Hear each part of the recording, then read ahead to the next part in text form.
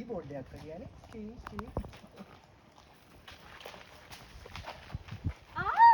අද දෙන පටන් ගත්තද?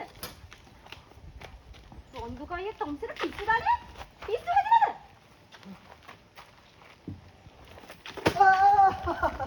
අම්මෝ අනේ ගහන්න එපා. ගහන නෙමෙයි තොම්සර මොකද මානවා. ඉන්නකො මං අපේ අයියට කියනවා. අනේ අයියට නම් කියන්න එපා නංගි.